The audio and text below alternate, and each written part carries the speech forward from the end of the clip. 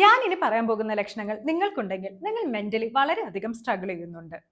Frequent ആയിട്ട് നിങ്ങൾക്ക് തലവേദന, മൈഗ്രെയിൻ ഇഷ്യൂസ് നിങ്ങൾ ഫേസ് ചെയ്യുന്നുണ്ടോ? ഇത് ശാരീരിക ബുദ്ധിമുട്ടുകൾ കൊണ്ട് മാത്രമായിരിക്കില്ല. നിങ്ങൾ മെന്റലി അനുഭവിക്കുന്ന ക്രോണിക് സ്ട്രെസ് കാരണവുമാകാം. ക്രോണിക് സ്ട്രെസ് കാരണം നിങ്ങളുടെ ബ്ലഡ് വെസൽസ് ടൈറ്റ് ആവുകയും പെയിൻ സിഗ്നൽസ് കൂടുകയും ചെയ്യുന്നു. Over thinking, anxiety, emotional suppression ഇതുകൊണ്ടൊക്കെ ഹെഡ് ഏക്സ് അല്ലെങ്കിൽ മൈഗ്രെയിൻ ട്രിഗർ ചെയ്യാനായിട്ട് സാധ്യതകളുണ്ട്. Next, unexplained body pain. നിങ്ങൾ മാനസികമായിട്ട് അനുഭവിക്കുന്ന ഇമോഷണൽ ടെൻഷൻ അത് നിങ്ങളുടെ മനസ്സിനെ മാത്രമല്ല ബാധിക്കുന്നത്, നിങ്ങളുടെ ശരീരത്തിനും കൂടിയാണ്. സ്ട്രെസ് ഹോർമോൺ ആയിട്ടുള്ള കോർട്ടിസോൾ ഒരുപാട് പ്രൊഡ്യൂസ് ചെയ്യുമ്പോൾ അത് നിങ്ങളുടെ മസിൽസിനെ ടൈറ്റൻ ആകും.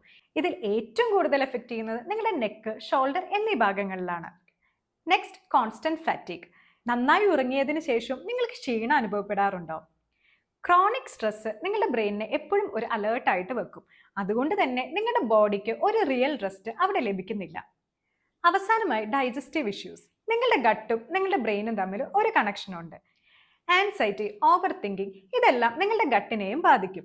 അത് കാരണം നിങ്ങൾക്ക് ബ്ലോട്ടിംഗ്, നോസിയ, വിശപ്പില്ലായ്മ എല്ലാം അനുഭവപ്പെടാം.